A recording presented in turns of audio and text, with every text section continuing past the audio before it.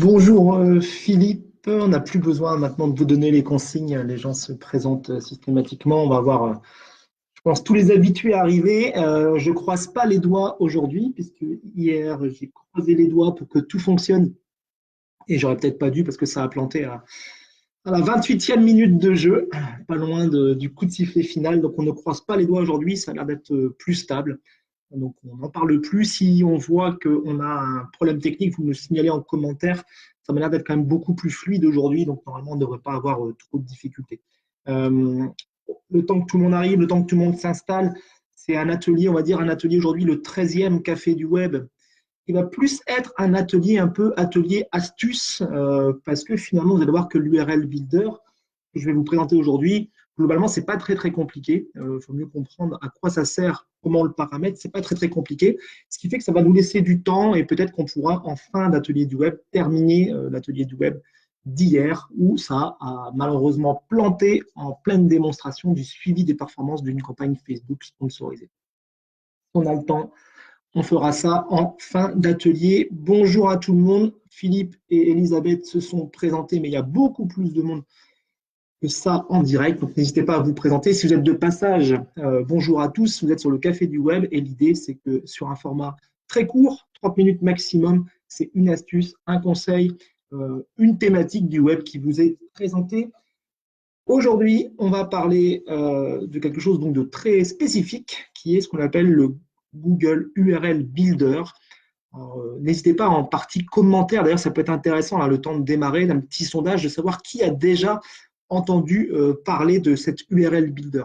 Bonjour à Servan, joli prénom, le même que celui de ma sœur, et c'est rare. Si vous avez entendu parler déjà de l'URL Builder, faites-moi signe, parce que généralement, quand je me déplace en entreprise, les entreprises ne connaissent pas forcément l'URL Builder. Vous allez voir que ça offre quand même quelques potentialités intéressantes, surtout au moment où il faut faire les bilans. Donc, n'hésitez pas à me faire part en la partie commentaire, la partie de droite, pour le café du web, de savoir si vous connaissez ou non l'outil URL Builder. Voilà, c'est parti. On va commencer. À l'issue de ce café, vous allez être en mesure de traquer vos campagnes. Elisabeth n'a jamais entendu parler de l'URL Builder. On va ce qu'on appelle traquer les campagnes et on va être en capacité de mesurer le retour de ces campagnes web marketing. Et ça, c'est hyper important parce que on a au Café du Web des dirigeants ou on a des salariés d'entreprise. Et ces salariés d'entreprise qui parfois sont en charge de la communication ou du web marketing en entreprise, normalement et fort naturellement, votre dirigeant va vous demander à intervalles réguliers la mise en place en fait d'indicateurs de performance. C'est normal. On a passé du temps, on se donne les moyens humains, techniques, financiers pour atteindre des objectifs web marketing, mais comme dans toute action qu'on va lancer, à un moment donné, il va falloir qu'on soit en mesure de faire des bilans et vous allez voir que clairement, l'URL Builder vous facilite le travail. Donc l'objectif, il est de tracer ces actions de communication et notamment de tracer finalement ce qui n'est pas forcément simple à tracer. Alors, je vais vous prendre l'exemple sur la totalité de l'atelier. Je vais vous prendre l'exemple en fait d'une action que vous pourrez mener à la chambre de commerce. Anaïk qui me dit essentiel au SEO, au référencement naturel, bien sûr. Et derrière, on va être en mesure, en fait, par l'exemple concret, je ne vais pas prendre cet exemple concret-là, je vais vous en montrer un autre tout à l'heure, mais la logique, en fait, voudrait que si j'organise une journée porte ouverte, notamment par un emailing, ou si je mets en place une newsletter, finalement, ce clic sur plus d'informations, combien il va générer de visites sur mon site et combien il va générer finalement d'inscriptions. Alors, les systèmes d'envoi de newsletters vous proposent généralement des retours sur vos campagnes d'envoi d'emailing, le nombre d'emailing qui ont été envoyés, le nombre d'emailing qui ont été ouverts, mais souvent, bien souvent, en fait, quand c'est mal paramétré, on s'arrête là. Et à part en fait un taux d'ouverture, on n'est pas en capacité de dire finalement, j'ai envoyé 1000 invitations par mail. Sur ces 1000 invitations, il y en a eu 800 qui ont été ouvertes. C'est énorme, hein, on va dire les 350 qui ont été ouvertes. Et sur ces 350 ouvertures d'emailing, j'ai 40 personnes qui se sont inscrites à ma journée porte ouverte. Alors ça, eh ben, sans l'URL Builder ou sans d'autres outils de tracking, ça peut être compliqué de mettre en place ces outils-là. Bonjour à Cécile. Donc, pourquoi je vous parle de ça? Parce que vous avez compris que l'analytics, notamment, a quand même quelques failles. Pour ceux qui étaient présents au moment où on a évoqué le Google Analytics, on l'a déjà fait sur deux sessions. Finalement, quand je me branche à mon Analytics, j'ai une partie, là, je ne sais pas si vous vous souvenez, mais j'ai une partie de l'Analytics qui s'appelle le trafic direct. À l'origine, le trafic direct, c'est le trafic qui provient vraiment de gens qui directement vont accéder à votre site. Alors, généralement, ils accèdent directement en tapant tout simplement l'adresse de votre site Internet finalement dans leur navigateur. C'est-à-dire que là, on va prendre l'exemple de la CCI des Côtes d'Armor, mais ça veut dire que automatiquement, ils vont dans le navigateur, ils tapent côtesdarmor.cci.fr. Ça fait partie de ces sources qui sont rangées par Google dans l'Analytics, dans la rubrique direct. Mais le problème de cette rubrique directe sur Google Analytics, c'est que cette rubrique directe, finalement, elle cache aussi une part du trafic que Google n'arrive pas forcément à bien identifier. Et cette part, elle est non négligeable. Je suis branché sur le Google Analytics de la Chambre de commerce.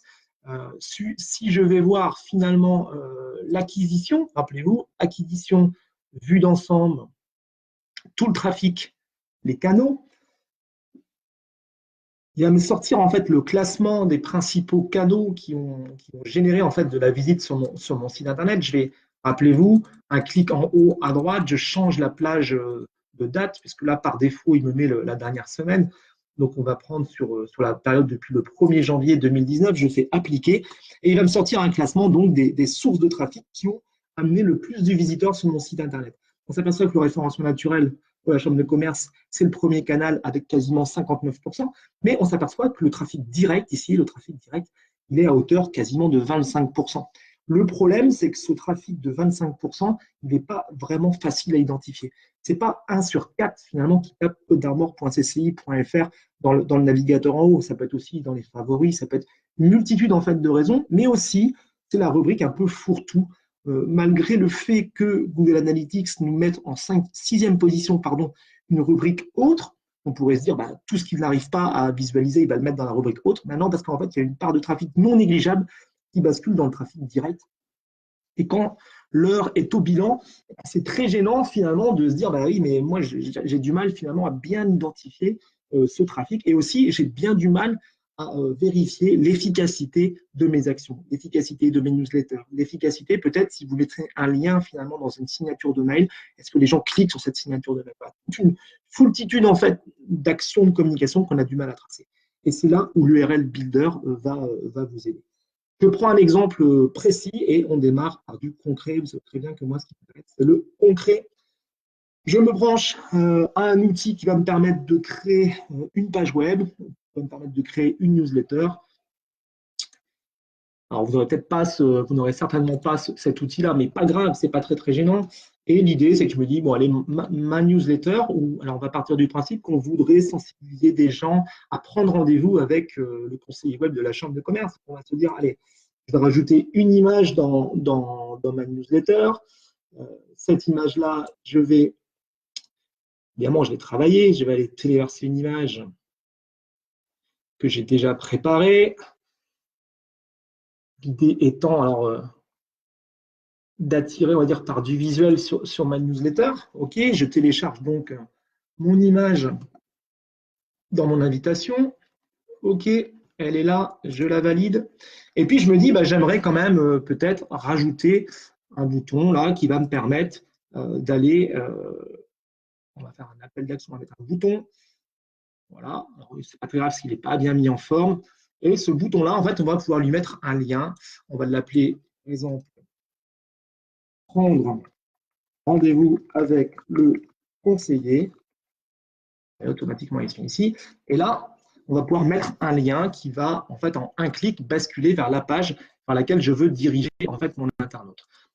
Si vous n'utilisez pas l'URL Builder, qu'est-ce que vous allez faire? Vous allez aller sur le site qui vous intéresse, vous allez chercher la page vers laquelle vous souhaitez diriger finalement votre internaute. Donc moi, je vais me retrouver là sur le site de la Chambre de commerce, développer votre entreprise. On doit être dans le secteur, il faut juste que je me retrouve ici, améliorer ma performance sur le web. Donc je vais aller vraiment chercher l'information qui m'intéresse, appui stratégie digitale. Et l'objectif va donc être de sensibiliser par une newsletter, mais aussi de pouvoir générer finalement du trafic. Et je vais récupérer donc mon URL ici.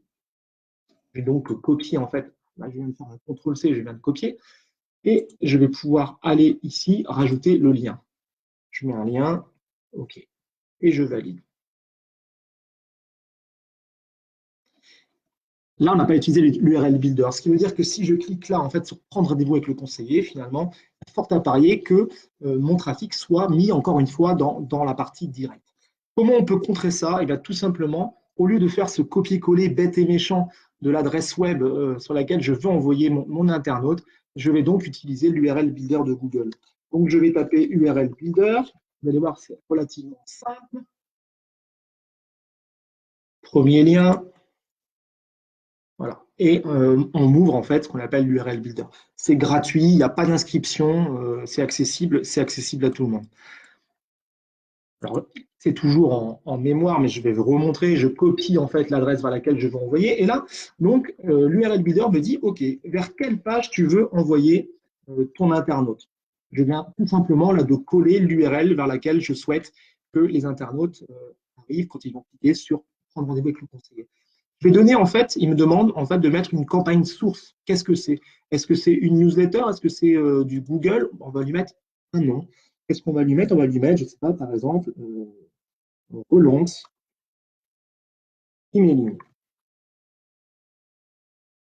En campagne médium, est-ce qu'on est sur un médium de style une bannière, un coup par clic, un email? Non, c'était un email. Relance emailing, et je vais lui donner un nom. Je vais lui dire que c'est la relance appui conseiller. Et je peux éventuellement lui mettre une date si je veux. Je vais lui mettre avril 2020. C'est tout. Alors là, ça se paramètre comme on veut. À vous, par contre, de trouver une certaine logique dans la création en fait, de ces images. C'est tout. Hein. Là, c'est terminé. Hein. Le travail est terminé. En modifiant tous ces champs-là, je viens de récupérer finalement ici une adresse qui est un peu à rallonge, dans laquelle justement on voit un peu tout ce que je viens de saisir au-dessus. Je viens de copier cette adresse-là. Si je retourne ici et que finalement, au lieu de mettre mon lien bête et méchant comme tout à l'heure, je lui mets en fait ce nouveau lien que je viens de récupérer, je fais valider et voilà, ça y est, ma page, elle est, je laisse le brouillon, et ma page, le lien vient de récupérer en fait ce petit traceur que vient de me donner l'URL Builder. On relise le brouillon, je publie ma page. Donc imaginons que ce contenu-là, je m'en serve finalement pour ma newsletter. Qu'est-ce qui va se passer? Donc là, je quitte en fait mon éditeur, histoire de vous montrer en fait exactement ce qui se passe. Si je survole ici, prendre rendez-vous avec le conseiller et que je clique, donc me voilà dirigé vers la page qui m'intéresse. Et moi, ce qui va m'intéresser dans un second temps, donc voilà, hein, le travail est effectué, le traceur est mis en place. Moi, ce qui va m'intéresser finalement, c'est de voir comment ça se passe dans l'analytics. Si je retourne dans l'analytics, et c'est là, hein, je vous avais dit dans l'analytics que la partie temps réel, la rubrique temps réel, pouvait prêter un petit peu à discussion en termes d'utilité. Mais quand on fait du web marketing et qu'on teste comme ça un peu des envois de campagne, là, pour le coup, ça va être utile. Pourquoi? Parce que si je me retourne en fait sur l'analytics de la CCI, donc on est d'accord que là, moi, je viens de cliquer sur un lien qui m'a basculé vers le site et vers la page qui me permettra de prendre rendez-vous avec mon conseiller. Logiquement, ma visite, elle doit être tracée par l'analytics. Logiquement, sur le temps réel, vous voyez, si je vais voir temps réel ici, on le voit d'ailleurs ici, hein, on voit qu'actuellement, il y a 4 personnes sur le site de la Chambre de commerce, mais il y a une personne aussi qui est sur la page développer le web appui, c'est moi, hein, ma visite, elle est tracée ici. Et si je vais voir finalement le temps réel, je vais voir que ma visite, elle est bien enregistrée. Je suis bien logué sur le site Internet. Et si je regarde ici, donc on me retrouve ici encore sur cette page-là. Si je fais source de trafic dans la rubrique temps réel, voilà, il me dit que j'ai un visiteur qui est présent sur cette page parce qu'il provient en fait d'un email, un clic sur un email, et la source, c'est relance emailing. Ça veut dire que ça y est, vous voyez, d'un trafic qui aurait pu être mis en fait dans la rubrique trafic direct, on s'aperçoit que l'URL Builder a bien fonctionné et joue son rôle. Donc la preuve par en direct, hein, ça fonctionne. J'ai bien une visite qui est là et qui provient de l'emailing, de la source d'emailing. Si je reprends finalement, si je reprends cette page-là,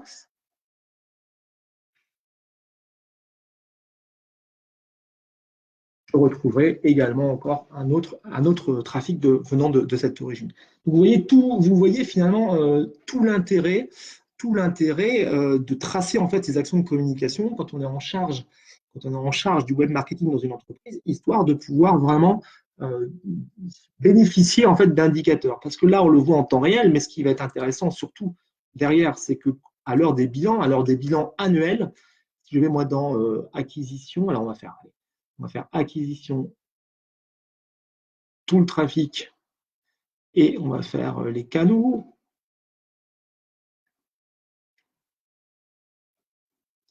On repart sur une date qui va nous permettre en fait de faire un peu plus d'analyse, mais quand on a paramétré des objectifs, je vous avais parlé qu'on pouvait paramétrer des objectifs sur l'analytique, c'est-à-dire le nombre de fois où le téléphone sonne, le nombre de fois où on reçoit un email, le nombre de fois où on reçoit une inscription. On s'aperçoit que là, par défaut, on se retrouve ici, vous voyez là, sur l'inscription à l'Armorée dans le web, donc le dispositif que j'anime à l'année. Je m'aperçois que moi, j'ai eu 4 inscriptions directes, 3 qui provenaient du référencement naturel et 1 qui provenait du référencement, enfin, pas du référencement, mais d'une source directe.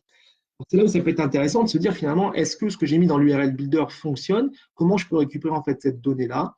Rappelez-vous, les objectifs, ils ont été paramétrés. Si je fais conversion objectif vue d'ensemble, je vais aller rechercher plus spécifiquement en fait l'objectif que j'ai tracé. Par exemple, là, j'avais mis en place moi un objectif qui était un objectif d'inscription à la CCI fait sa tournée, par exemple, qui est une opération de centre-ville. Ça nous permettait de voir de quelle manière les internautes s'étaient inscrits. J'ai eu 53 inscriptions de commerçants à une opération qui s'appelle la CCI fait sa tournée. Si je clique sur source support ici, ben, je m'aperçois en fait que grâce à l'URL Builder, je suis en mesure de dire que j'ai 7 commerces qui se sont inscrits grâce à l'email qui avait été mis en place par l'Union commerciale de Lamballe. Et si je devais aller un peu plus loin dans la date, au lieu de mettre 2019, je vous mets 2018. Il y a eu d'autres opérations entre-temps. Je devrais retrouver d'autres sources support, notamment, ouais, on retrouve la tournée de Saint-Brieuc, c'est-à-dire que j'ai eu 25 inscriptions spontanées pour la tournée de Saint-Brieuc qui ont été faites par le mail que j'avais envoyé. J'en avais 4 pour la tournée de Dinan, c'était un mail de relance. Donc voilà comment ça se traduit très concrètement l'URL Builder dans l'analytics. Donc si vous êtes en charge, vous, dans votre entreprise, de cet aspect en fait d'action web marketing, moi je vous invite quand même très fortement à plancher sur l'URL Builder. Vous avez vu en termes de saisie, c'est vraiment très simple. On copie l'URL, on colle l'URL, on lui donne un nom, on indique le support, le type de médium, et automatiquement, vous allez retrouver la trace dans l'analytique. C'est quand même super pratique quand votre patron, quand votre supérieur vous demande en fait des comptes et d'être capable de justifier que cet emailing, il est toujours performant ou pas. Voilà, j'avais annoncé en fait un atelier très court, plutôt un atelier en mode astuce aujourd'hui. Donc, je vous remercie de votre participation. Si vous avez des questions, je pense que ce n'est pas forcément une super idée de revenir sur Facebook comme ça en plein milieu. Et puis, l'idée, c'est pas. On aura le temps de revenir à titre individuel si vous avez des questions. N'hésitez pas à me poser des questions. Je vais rester encore 10 ou 15 secondes, 20 secondes pour voir s'il y a des questions autour de cette thématique-là, en termes d'utilité, en termes aussi de procédure, si vous n'avez pas forcément bien compris. Et j'en profite pour meubler un petit peu, pour vous dire que demain, on parlera des avis clients, pas forcément que des avis clients pour la partie hôtellerie-restauration. On évoquera aussi des avis clients sur des sites e-commerce, la manière aussi pour que Google détecte les avis clients et en fasse un vrai point fort pour le référencement aussi de votre contenu. Donc, n'hésitez pas à venir demain.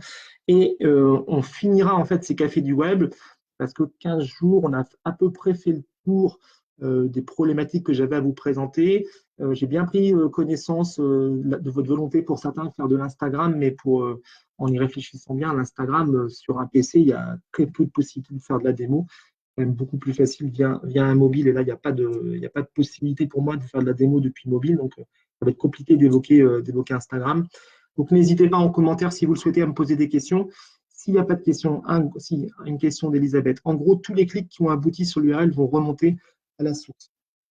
En fait, ce qui veut dire que je vais retrouver ma page. Si je retrouve la page que j'ai créée tout à l'heure, ça veut dire que systématiquement, si un clic est fait depuis cette page, donc je la remonte pour ceux qui étaient là, un clic effectué depuis la page que j'ai créée tout à l'heure va venir automatiquement dans l'analytics. Là, va venir automatiquement, pardon, c'était un autre atelier, va venir automatiquement, oui, dans l'analytics, apparaître en matière dans cette catégorie-là. On a appelé emailing. C'est exact. Et ça, vous n'avez qu'à le faire qu'une fois et vous laissez les compteurs tourner. S'il n'y a pas d'autres questions, je vous souhaite une bonne fin de journée. N'hésitez pas à me solliciter de manière individuelle. Moi, quand je quitte en fait cet atelier du web, je vais me brancher automatiquement vers la page Facebook du Café du Web pour échanger, si vous le souhaitez, dans la messagerie instantanée autour de vos questions. Donc, il ne faut surtout pas hésiter à me solliciter. C'était un peu plus rapide aujourd'hui, mais ça me tenait à cœur vraiment de vous parler de l'URL Builder dans le sens où je trouve que c'est un outil qui est au moins complètement sous-utilisé en entreprise alors qu'il ne nécessite quasiment aucune compétence technique. Donc, adoptez ce réflexe de l'URL Builder et vous verrez que vous serez encore plus performant dans votre capacité à suivre les performances des actions que vous engagez. J'espère que ça a été clair, j'espère que ça a été fluide. Je vous dis à demain pour le dernier atelier de la semaine, avec donc au programme les avis clients, comment les repérer et comment surfer en fait sur votre notoriété. Merci à tous, merci à toutes, à demain et puis bonne fin de journée.